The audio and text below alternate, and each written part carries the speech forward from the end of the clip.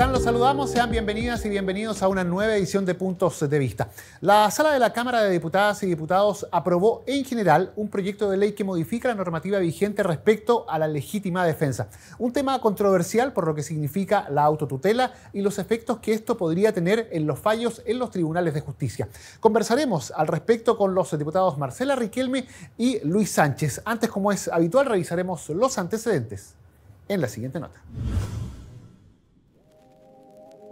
Por 66 votos a favor, 47 en contra y 12 abstenciones, la Cámara aprobó, solo en general, el proyecto que modifica diversos cuerpos legales en materia de legítima defensa.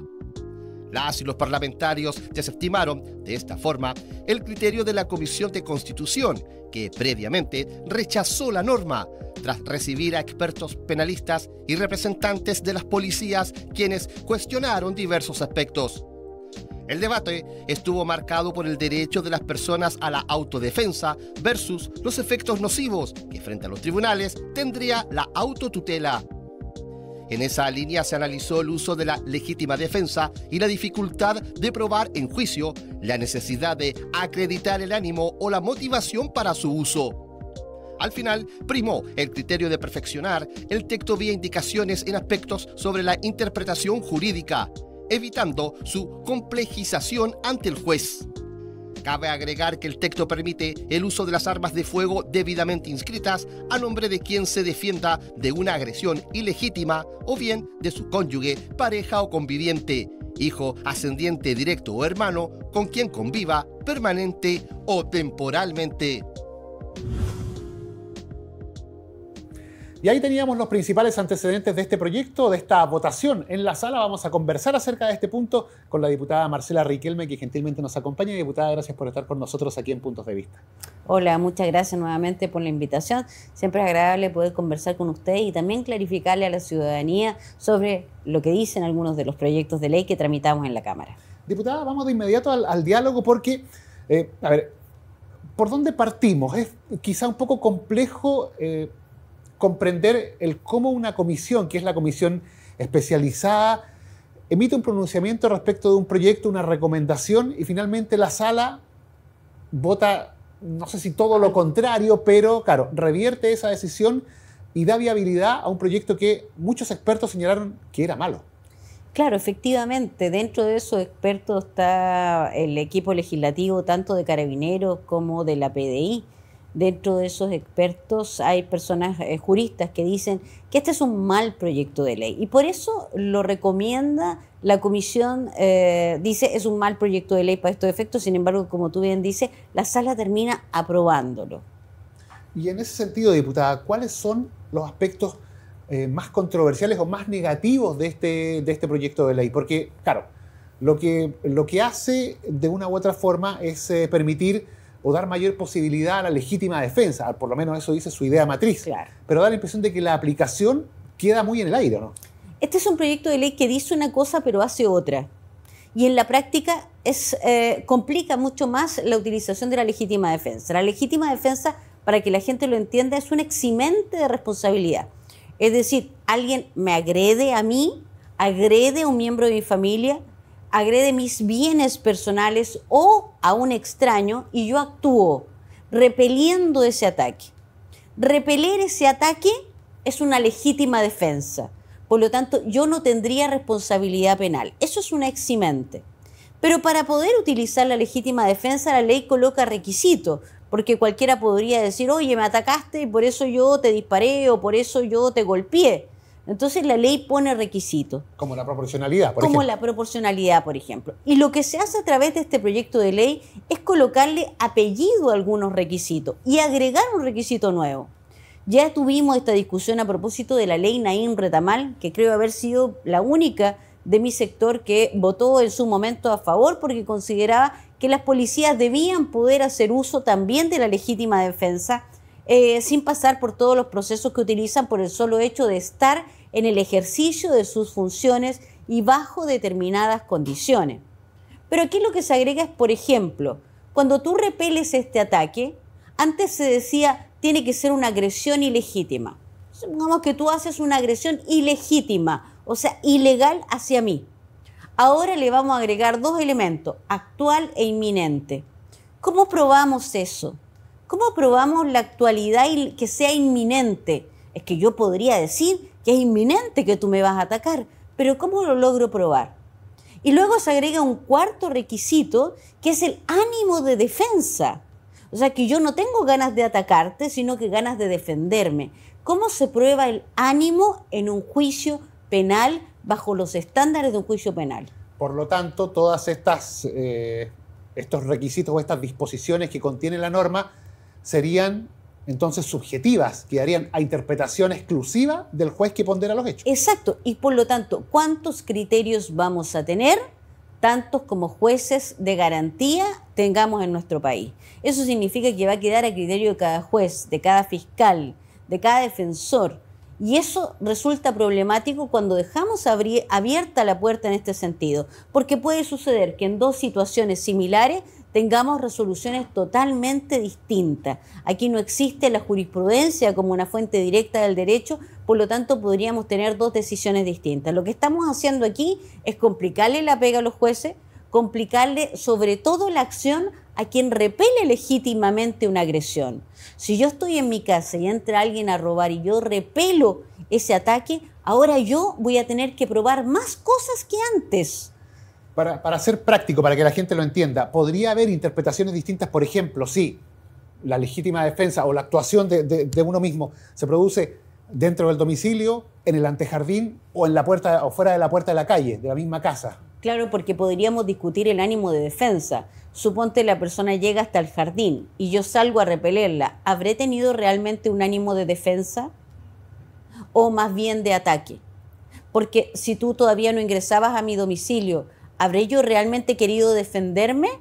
¿O lo que hice fue repeler un ataque simplemente presumiendo que me iba realmente a agredir? Entonces, al final, a quien nosotros tratamos hoy día de proteger, que es a la víctima que legítimamente repele un ataque a su persona, a su familia, a su espacio, a su propiedad, hoy día le estamos complicando esta defensa. Y parecía que era el propósito totalmente distinto de este proyecto de ley. De hecho, lo dijo el diputado Sánchez republicano, dijo, este proyecto hay que arreglarlo, yo le pido que lo arreglemos, y que son promotores de este proyecto. Dicen, yo les pido que lo arreglemos, o sea, se confiesa en la sala que es un mal proyecto y realmente va a dificultarle el trabajo a los jueces, a los defensores y, por supuesto, a las víctimas de un ataque ilegítimo. Diputada Marcela Riquelme, ¿podría darse la paradoja de que en vez de que este proyecto, así como está hoy, beneficie a quien hace uso de la legítima defensa, lo termine perjudicando y termine al final pagando una condena o una sanción penal por el hecho de haberse intentado defender, pero que ese intento haya sido interpretado de otra manera por el juez que lleva el caso? Por supuesto, ya la proporcionalidad es un elemento suficiente que está dentro de la normativa o dentro de los requisitos de la legítima defensa. Eso significa que ya la proporcionalidad es un elemento que el juez debe ponderar. Ahora le estamos poniendo más elementos al juez para ponderar.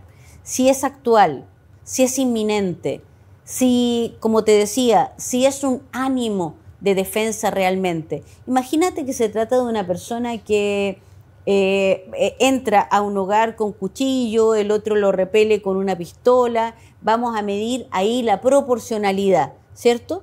Pero ahora tenemos que medir elementos distintos.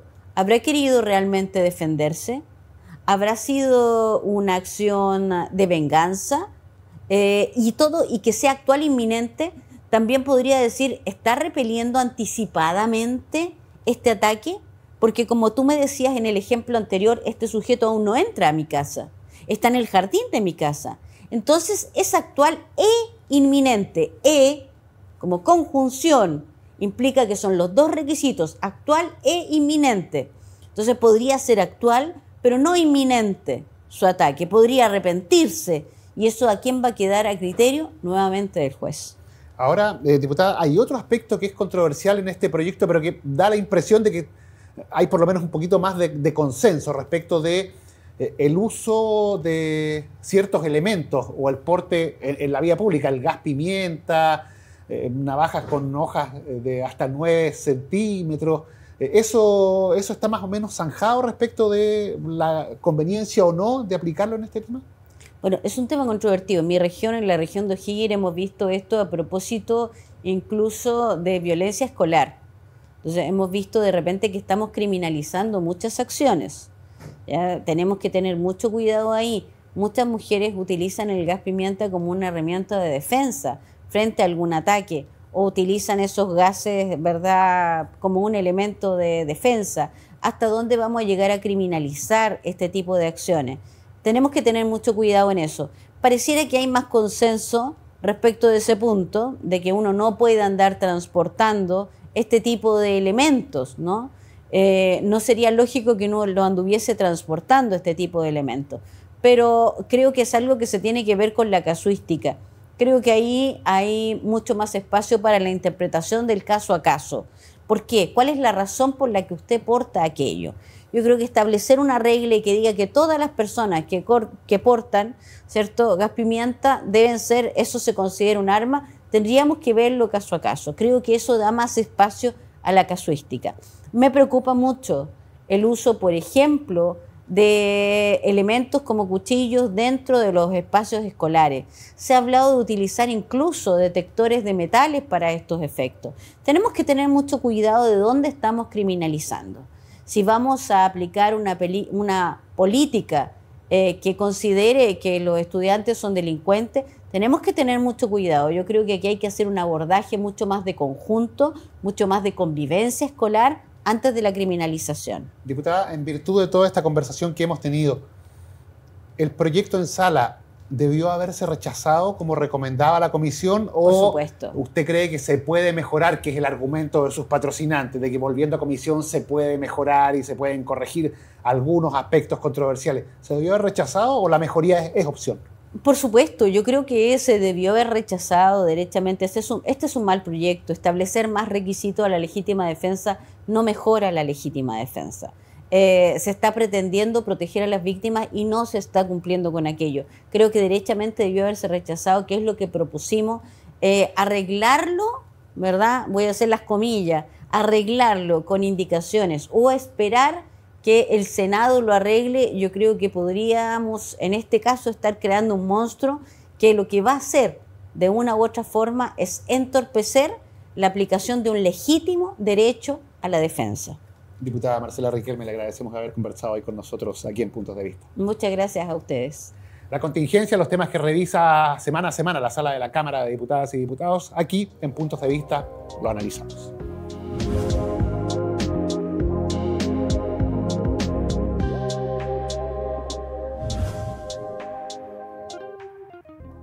Y es momento de continuar revisando este tema. Vamos a conversar ahora con el diputado Luis Sánchez, quien gentilmente nos acompaña aquí en Puntos de Vista. Diputado, gracias por estar con nosotros. Muchas gracias a ti, Guillermo. Feliz por la invitación.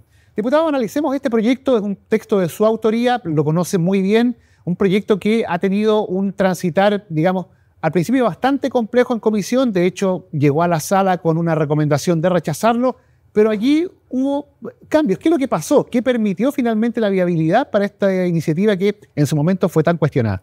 Yo creo que logramos encontrar en la sala de la Cámara un grupo transversal de diputados que entienden que esto es un problema y un problema real.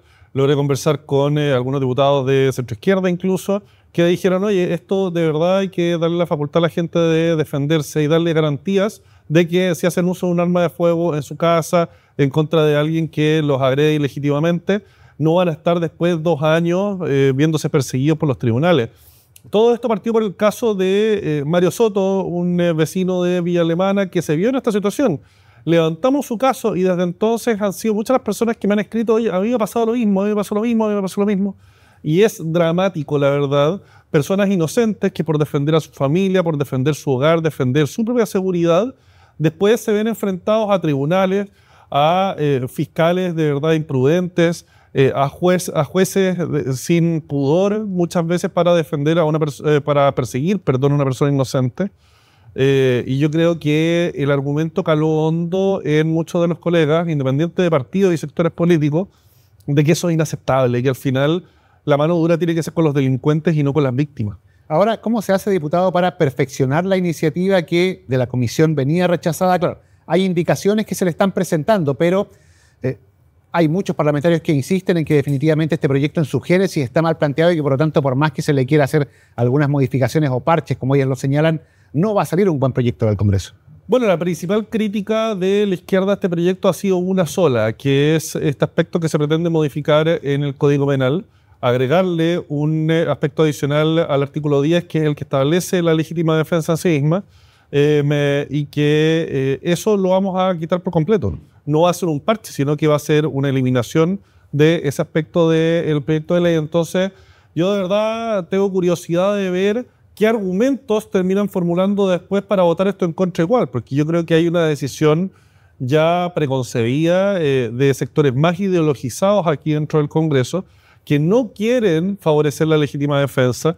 Ellos se sienten completamente interpretados por este plan de gobierno que desde su comienzo estuvo tratando de desarmar a los chilenos y que siguen hasta el día de hoy tratando de desarmar a los chilenos.